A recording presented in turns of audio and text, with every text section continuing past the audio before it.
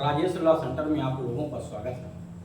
आज हम लोग चर्चा करेंगे 18वीं लोकसभा चुनाव जो संपन्न हुआ है अभी आज ही यानी 4 जून 2024 को। इसमें संवैधानिक तौर से किसकी गवर्नमेंट बननी चाहिए, संविधान क्या कहता है इसी पे मैं आप लोगों का 4 मिनट कीमती समय लूंगा, लेकिन कुछ ज्ञानवर्धक चीजें आपको 1 मिनट बता दूंगा कि एनडीए और यूपीए का फुल फॉर्म क्या है, क्यों भाजपा को एनडीए कहते हैं और कांग्रेस को यूपीए कहते हैं। 1 मिनट में जरा इसको समझ लीजिए। देखिए, भाजपा प्लस सहयोगी पार्टी जितने हैं, जब कोई राजनीतिक पार्टी किसी से गठबंधन कर लेती है तो उसको अपना एक नाम देना पड़ता है। ठीक है, गठबंधन कर लेती है एक नाम देती है, तो उसी को कांग्रेस भाजपा ने अपना नाम दिया है एनडीए। इसका फुल फॉर्म है नेशनल डेमोक्रेटिक अलायंस, यानी राष्ट्रीय जनतांत्रिक अलायंस मतलब समूह या गठबंधन, यानी राष्ट्रीय जनतांत्रिक यानी लोकतांत्रिक तरीके से राष्ट्रीय जनतांत्रिक समूह से लोगों का एक समूह यानी राष्ट्रीय जनतांत्रिक समूह गठबंधन। ठीक है, तो एनडीए नेशनल डेमोक्रेटिक अलायंस। उसी तरह से यूपीए इसका फुल फॉर्म है, यहाँ भी वही कि कांग्रेस अकेले तो चुनाव लड़ते नहीं, इसके भी सहयोगी पार्टियां जो इसके साथ जुड़े हुए रहते हैं। इसने अपने एक नाम दिया है, कॉमन नाम दिया है यूपीए, यानी इसका मतलब होता है यूनाइटेड प्रोग्रेसिव अलायंस, संयुक्त रूप से उन्नति के रूप में कार्य करने वाले लोगों का एक समूह। तो यूनाइटेड प्रोग्रेसिव अलायंस ये जो है कांग्रेस के सहयोगी पार्टियों का एक साथ होने के कारण एक सामूहिक नाम है। जैसे भी कांग्रेस ने सभी पार्टियों का एक गठबंधन किया था, भारत में महागठबंधन बना था, तो उसका नाम एक जो है इंडिया रखा गया था, जिसका अपना भी एक अर्थ था। उसी तरह से तो एनडीए कहा जाएगा, तो इसका मतलब है केवल भाजपा नहीं बल्कि उसके सहयोगी पार्टी। तो आप जरा समझिए क्या क्या आपको समझना है कि ये कौन सा लोकसभा चुनाव था। ज्ञान की भी चीज समझना है, क्योंकि जो बच्चे परीक्षा में जा रहे हैं उनसे पूछा जा सकता है कि कौन सा लोकसभा चुनाव था। तो 18वां लोकसभा चुनाव था, यानी इसके पहले 17 बार लोकसभा चुनाव भारत में हो चुका है। पहला लोकसभा चुनाव जो हुआ था 1951-52 में हुआ था, वहीं से शुरुआत हुआ है। ठीक, इस समय 18 हो चुका है। अब 24 के बाद अगला जो आएगा वो अगर ये पूरा कार्यकाल होता है 5 साल का, तो 29 में फिर चुनाव होगा, 19वां लोकसभा चुनाव। अब इसमें गवर्नमेंट किसकी बनेगी, लेकिन गवर्नमेंट बनने से पहले 1 मिनट हम आपको नजर डाल दें जो सीटें आई हैं अभी तक, जो रुझान के अकॉर्डिंग है, क्योंकि अभी तो एग्जैक्ट जो है फाइनल हुआ नहीं, कि कुछ सीटों पे जो है काउंटिंग चल रही है, तो थोड़ा सा आगे पीछे हो सकता है। ठीक है, जहां तक जो मुझे न्यूज के माध्यम से पता चला है, भाजपा को 239 यानी सिंगल भाजपा को 239 मिला। इससे सहयोगी पार्टियों को मिला दें तो 55 सीट है, टोटल मिला दें तो 294। ठीक है, अब इसमें 2-4 सीटें कम ज्यादा हो सकती है, तो 294 भाजपा को सहयोगी पार्टियों को मिला करके बना है। दूसरा, यूपीए में कांग्रेस अकेले 99 सीट पाई है पूरे भारत में, और इसके सहयोगी 139 हैं, दोनों को मिला दें तो 238 सीटें। बात समझेगा कितना, टोटल 238। तो एनडीए का 294, यूपीए का 238 था। कांग्रेस और भाजपा भी सीधे सीधे कह सकते हो, कोई इशू नहीं। और अदर को 11 सीट मिला है, यानी जो किसी भी गठबंधन में नहीं शामिल थे वो लगभग 11 सीटों पे आगे चले, जिसमें से कुछ सीटें क्लियर हो गई हैं, कुछ चल रही है काउंटिंग, उसमें कुछ घट बढ़ भी सकते हैं 2 सीटें। अब प्रश्न यहाँ पे है कि गवर्नमेंट किसकी बनेगी, हम स्टेप बाय स्टेप आपको समझाएंगे। और एक बात और बनता है कि प्रधानमंत्री नरेंद्र मोदी जी को इस्तीफा देना है या नहीं देना है, या देना चाहिए या नहीं, संविधान इस पे क्या कहता है। तो अब आर्टिकल जब 75 आप देखेंगे, आर्टिकल 75 भारतीय संविधान का अनुच्छेद 15 की उपधारा खंड 1 कहते हैं कि प्रधानमंत्री की नियुक्ति राष्ट्रपति के द्वारा की जाएगी। ठीक है, यानी प्रधानमंत्री को अपॉइंट करने का काम जो है प्रेसिडेंट ऑफ इंडिया का होगा। अब प्रेसिडेंट ऑफ इंडिया किसको अपॉइंट करेगा, तो जनरल रूल ये है कि जिस पार्टी को स्पष्ट बहुमत मिला हुआ हो, तो जरा समझिए भारत में टोटल कितनी लोकसभा सीट थी। भारत में टोटल लोकसभा सीट है 543, ठीक है, जिसपे चुनाव हो रहा है। ऐसे 543 नहीं, ये 550 लोकसभा सीट है, बट 550 पे चुनाव नहीं होता क्योंकि सारी सीटों का बंटवारा नहीं हो पाया है। अभी 7 सीटों का बंटवारा नहीं हो पाया है। 2 एंग्लो इंडियन थे जिसको जो है 2019 में हटा दिया गया एंग्लो इंडियन का पोस्ट। तो टोटल मैक्सिमम लोकसभा सीट 552 था भारत में, लेकिन 2 हटा दिया गया, 550 बटा, जिसमें से 545 सीटों का ही बंटवारा हो पाया है। सारी सीटों का बंटवारा भी नहीं हो पाया, कुछ सीटें रिजर्व रखी हुई है। तो 545 सीटों पे चुनाव होता है, जिसमें से एक सीट जो है भाजपा गवर्नमेंट पहले से ही जीत चुकी थी, शायद सूरत की मुझे लगता है गुजरात सीट थी, जहां पे निर्विरोध जो है वो चुनाव जीत गए थे। अब 543 पे में जो है सरकार बनाने के लिए हमेशा बहुमत है। टोटल जितनी सीटों पे चुनाव होता है उसमें 50+ सीट आना जरूरी है। तो बहुमत के लिए 272 चाहिए। कितना चाहिए? 272 चाहिए, तभी बहुमत हो पाएगा। ठीक है, 4 हो जाएगा, ये बहुमत आ जाएगा। 272 सीट स्पष्ट तौर से ना तो भाजपा गवर्नमेंट को मिला हुआ है ना कांग्रेस को मिला, ये 99 पे है और ये 239 पे है। सहयोगी को मिला देंगे तो 272 से ज्यादा हो जा रहा है, 294। एनडीए को सहयोगी एनडीए के रूप में तो ये बहुमत प्राप्त है, किंतु केवल भाजपा को बहुमत नहीं मिल पाया, 272 नहीं बल्कि 239 पे ही रह गए। कांग्रेस को भी सिर्फ अकेले दम पे जो है बहुमत नहीं मिल पाया है, तो 100 भी नहीं क्रॉस कर पाया, केवल 99 पे ही रह गए। सहयोगी को मिलाने के बाद भी इनका टोटल 238 से हो रहा है, बहुमत नहीं हो पा रहा है। तो अब ऐसी स्थिति में गवर्नमेंट बनाने की बात जो है आ रही है कि कौन गवर्नमेंट बनाएगा। और एक बात हम मजे की बता दें कि ये जो 18वीं लोकसभा चुनाव हुआ है इसमें दोनों पार्टियां खुश हैं और दोनों नाखुश हैं। यानी दोनों खुशी भी मना रही हैं, दोनों गम भी मना रही हैं। आप देखिए किसी कोई भी पार्टी के यहाँ पे बहुत बड़े पैमाने पे कार्यक्रम खुशी का नहीं चल पा रहा, सदमे में भी हैं और खुशी में भी हैं। ठीक, क्योंकि दोनों को ही कुछ नुकसान भी है कुछ फायदे भी हैं। बट अगर ये देखें कि जो एनडीए है तो एनडीए जिस तरह से इसका अपना जनाधार था पहले से, ठीक है, पूरे भारत में परचम लहरा रहा था, उस तरह से जिस तरह से मोदी जी का नारा था 400 के पार इस बार लाया जाएगा, लेकिन फिलहाल वो नहीं हो पाया। तो कहीं ना कहीं इनको नुकसान उठाना पड़ा है और ये पहले से नुकसान में घाटे में थे, तो इन लोगों को फायदा हो गया है। तो वैसे कहें तो इनकी तुलना में थोड़ा सा ये लोग खुश ज्यादा हैं। लेकिन ये क्यों खुश हैं? क्योंकि इनको टोटल मिला के बहुमत मिल गया है, बहुत नुकसान होने के बाद भी। तो खुशी और गम दोनों तरफ। अब प्रश्न यहाँ पे ये है कि सरकार कौन बनाएगा। तो एक बात बता दें कि जब कोई पार्टी पहले स्पष्ट बहुमत नहीं प्राप्त करती है तो देखा जाता है गठबंधन के तौर पे स्पष्ट बहुमत किसको मिला है। और गठबंधन सरकार बनाने से पहले और सरकार बनाने के बाद, तो सरकार बनाने से पहले यानी चुनाव लड़ने से पहले दोनों लोगों का गठबंधन था, बट एनडीए के गठबंधन को बहुमत मिला हुआ है। तो अब ऐसी स्थिति में देखिए इसमें तोड़फोड़ भी चलना है और भी बहुत सारे, ठीक है, जदयू और टीडीएस यहाँ दो मैंने पार्टी लिख रखा है, चंद्रबाबू नायडू की और जो है नीतीश कुमार की। अब इन लोगों का भी अभी मैं प्रश्न उठाऊंगा क्योंकि संवैधानिक पहलू के अकॉर्डिंग स्टेप बाय स्टेप हमें समझाना है।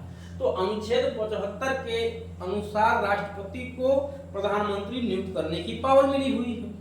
ऐसी स्थिति में जो संवैधानिक परिपाटी अभी तक चली आ रही है हमारे देश में, वो ये कहती है कि जिस पार्टी को बहुमत प्राप्त हुआ हो, चाहे वो सिंगल लार्जेस्ट पार्टी के नाम पे या गठबंधन के नाम पे, पहले राष्ट्रपति को चाहिए उन्हीं को बुलाए। क्योंकि यहाँ राष्ट्रपति अपने विवेक का प्रयोग करेगा। समझिएगा, मैं एक बात बहुत स्पष्ट आपको बता दूं कि जनरल नियम ये है भारतीय संविधान के अनुसार कि राष्ट्रपति को यद्यपि अनुच्छेद 53 पढ़ेंगे तो संघ की कार्यपालिका शक्ति राष्ट्रपति में निहित है, जिसका प्रयोग वो स्वयं या अपने द्वारा नियुक्त अधिकारियों के माध्यम से करेगा। यानी वहां तो ऐसे लगता है कि वो इसकी शक्तियों जो है संघ की कार्यपालिका शक्तियां राष्ट्रपति में निहित है, उसकी पावर अपनी इच्छा अनुसार करेगा। बट जब आर्टिकल आप 74 पढ़ेंगे तो वहां पे मिलेगा कि जो राष्ट्रपति अपनी शक्तियों का प्रयोग करेगा वो advice on the council of minister यानी मंत्रिपरिषद के परामर्श में करेगा। बट यहाँ पे तो मंत्रिपरिषद नहीं है, यहाँ पे तो काउंसिल ऑफ मिनिस्टर जो है वो तो एक तरह से कहिए तो भंग हो चुकी है। क्योंकि अब जो काउंसिल ऑफ मिनिस्टर थी 17वीं लोकसभा में जो मंत्रिपरिषद थी वो तो अपना बहुमत खो चुकी है लोकसभा में, वो तो अपना बहुमत खो चुकी है। भाई जब चुनाव हो गया देश में तो वो तो अब अल्पमत में आ चुके हैं, खुद बहुमत में नहीं है। हाँ मेजॉरिटी मिला के हैं बट अपने में बहुमत में नहीं है। तो और जबकि चुनाव हो चुका है तो यद्यपि वो कार्यकारी के तौर पे तो हैं बट ऐसी स्थिति में तो अब प्रधानमंत्री जी को इस्तीफा देना है, या इस्तीफा समझे कि उनका इस्तीफा हो गया, क्योंकि अगर इस्तीफा नहीं तो फिर अपॉइंट करने की क्या जरूरत है। अपॉइंट तभी ना किया जाएगा जब आप इस्तीफा दिए हुए होंगे या ना होंगे पद पे, तभी अपॉइंट किया जाएगा। अगर आप इस्तीफा नहीं देंगे तो पद पे माना जाएगा, फिर अपॉइंट करने का कोई मतलब नहीं है। तो इसका मतलब है कि काउंसिल ऑफ मिनिस्टर खत्म हो चुकी है, काउंसिल ऑफ मिनिस्टर खत्म हो चुकी है। यहाँ राष्ट्रपति को अपनी विवेकाधिकार का प्रयोग करते हुए सबसे बड़ी पार्टी को बुलाना चाहिए।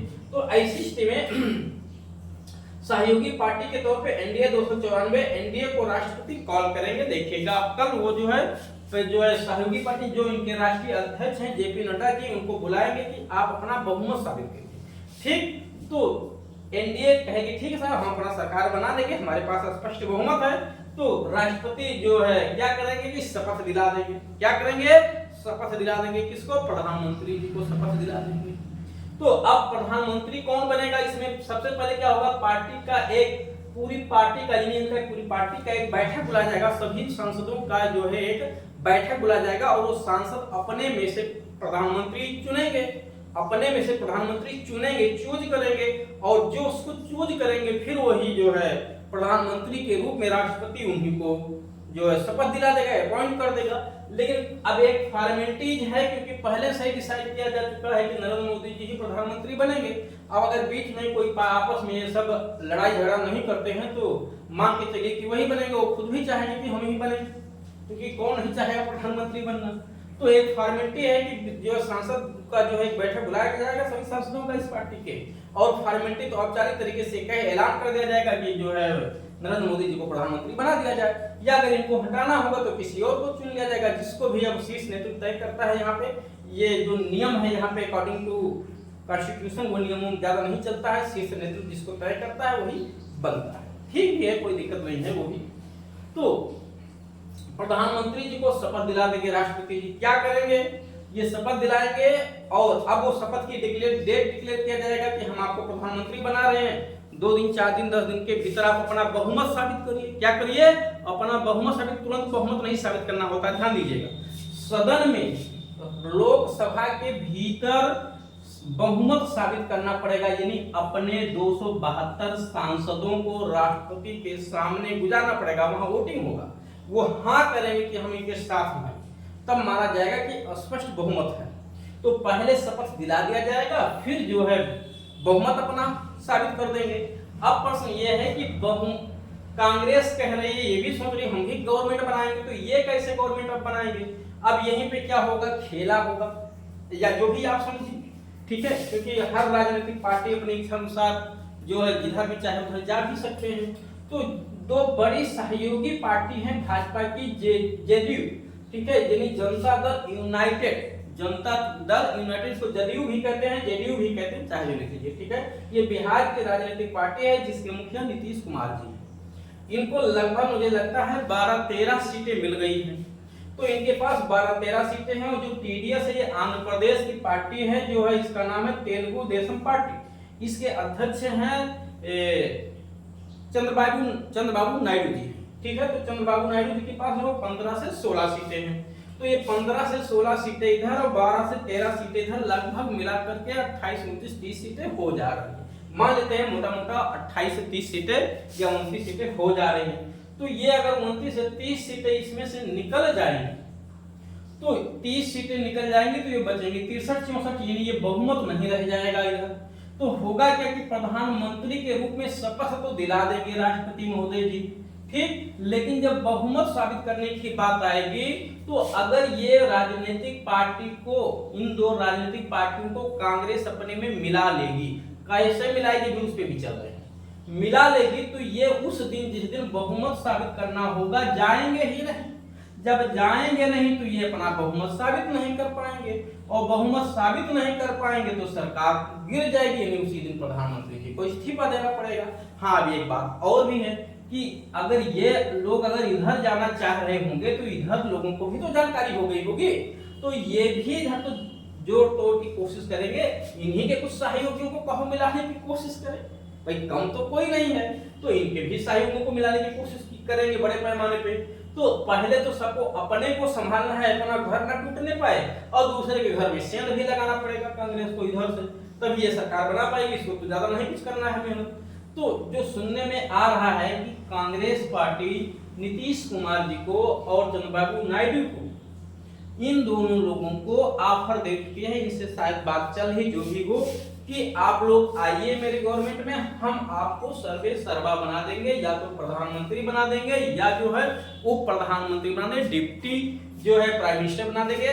देखिए डिप्टी प्राइम मिनिस्टर का प्रावधान संविधान में नहीं है, बट ये जो है प्रावधान बहुत पहले से चला आ रहा है। ठीक है, लालकृष्ण आडवाणी जी भी डिप्टी प्राइम मिनिस्टर बने हुए थे, तो डिप्टी प्राइम मिनिस्टर बनाया जा सकता है, कोई दिक्कत नहीं। तो क्या करेंगे, ये ऑफर दे देंगे कि आइए हम आपको डिप्टी प्राइम मिनिस्टर बना देंगे। अगर इससे भी बात नहीं बन रही है तो कहेंगे आइए हम प्रधानमंत्री बना देंगे। नहीं राहुल गांधी बनेंगे, इधर है बना देंगे, लेकिन इनकी सरकार तो सत्ता में, सरकार तो आ जाएगी, पार्टी सत्ता में तो आ जाएगी। ठीक है, भाजपा को रोक देंगे सरकार बनाने से। तो इधर से बहुत बड़े ऑफर इधर दिए जा सकते हैं, ये बात शुरू हो गई होगी, इधर से भी बात शुरू हो गई होगी इधर ऑफर देने की। अब कौन किसको किधर खींचेगा, ज्यादा मेहनत इधर करना है यूपीए को, इधर ज्यादा मेहनत इन लोगों को नहीं करना है, क्योंकि इनके पास अपने बस बचाना है, इन्हें जो है इधर से लाना है। अब नीतीश कुमार जी अगर इधर आ जाते हैं तो डिप्टी प्राइम मिनिस्टर का पद अगर उनको मिल रहा है तो भाई इतना बड़ा पद लेने के लिए कौन नहीं आएगा। तो हो सकता है, वैसे भी नीतीश जी को पलटोराम के नाम से जाना जाता है। ठीक है, तो नीतीश कुमार जी को इधर भी हो सकता है प्राइम मिनिस्टर का ऑफर दे दिया जाए, ये भी हो सकता है कि इधर से प्राइम मिनिस्टर का ऑफर दे दिया जाए तो ये ना भी जाए। लेकिन मुझे नहीं लगता कि नीतीश कुमार जी को इधर प्राइम मिनिस्टर का ऑफर दिया जाएगा, बहुत ज्यादा तो डिप्टी प्राइम मिनिस्टर का। लेकिन मुझे लगता है अगर नीतीश कुमार जी को डिप्टी प्राइम मिनिस्टर का ऑफर इधर से भी मिला और इधर से भी मिला, तो मुझे जहां पे लगता है जो इनकी अपनी विचारधारा है, जिस विचारधारा की राजनीति करते हैं, वो इधर से ज्यादा मैच खाती है, इधर से कम मैच खाती है। ठीक, जैसे उन्होंने जातीय जनगणना की मांग की थी, जातीय जनगणना के खिलाफ इंडिया रहती है, ये समर्थन में है, तो ये विचारधारा इनका मैच खाएगा। ठीक है, और पिछड़ी दलितों की राजनीति ज्यादा करते हैं तो इधर विचारधारा ज्यादा मैच खा रही। तो अगर सेम पद का लालच दिया गया तो मुझे जहां तक उम्मीद है कि नीतीश कुमार जी इधर चले जाएंगे और टीडीएस, ठीक है, ये भी चले जाएंगे इधर, क्योंकि इन लोगों की विचारधारा मैच खाती है। अब अगर इधर आ जाएंगे तो इन लोगों के इधर आ जाने से इधर बहुमत हो जाएगा, फिर जब इधर सरकार गिर जाएगी तो फिर दूसरी जो सबसे बड़ी राजनीतिक पार्टी होगी उसको राष्ट्रपति को बुलाना पड़ेगा 75 के उपखंड 1 की शक्तियों का प्रयोग करते हुए, और कांग्रेस को ऑफर दिया जाएगा कि आप आइए, आप गवर्नमेंट बनाइए। फिर इधर से जिसको भी आपस में सहमति होगी उसको प्राइम मिनिस्टर के रूप में शपथ दिलाया जाएगा, फिर एक डेट दिया जाएगा कि आप अपना बहुमत साबित करिए। उस डेट में इन्हें भी, यूपीए को भी अपना बहुमत साबित करना पड़ेगा। अब ये देखिए इसका नाम इंडिया है इस समय, ठीक है, इंडिया। अगर बहुमत साबित करने की डेट से पहले इधर से भी तो तोड़ फोड़ की कोशिश की जाएगी। ठीक, तो अगर इधर गवर्नमेंट बन गई या इधर बन गई तब तो ठीक है, चलती रहेगी। अगर तोड़फोड़ ज्यादा होता रहा तो फिर ऐसा भी हो सकता है कि ये 18वीं लोकसभा जो है पूरा कार्यकाल अपना ना बिता पाए, अपना पूरा कार्यकाल ना बिता पाए, तो बीच में फिर से लोकसभा चुनाव हो सकता है देश में। ठीक है, ये संभावना है।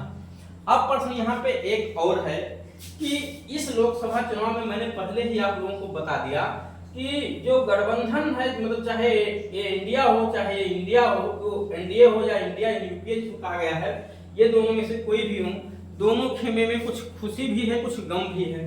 इससे एक अच्छा फायदा ये है लोकतंत्र के लिए कि कोई भी राजनीतिक पार्टी बहुत ज्यादा मनमाना नहीं कर पाएगी, तानाशाही नहीं चलेगी, ये ध्यान रखना। क्यों? क्योंकि कुछ लोगों को इनको भी लोगों की जरूरत है, इधर से भी लोगों की जरूरत है, बिना दूसरों के सहयोग के काम नहीं चलेगा।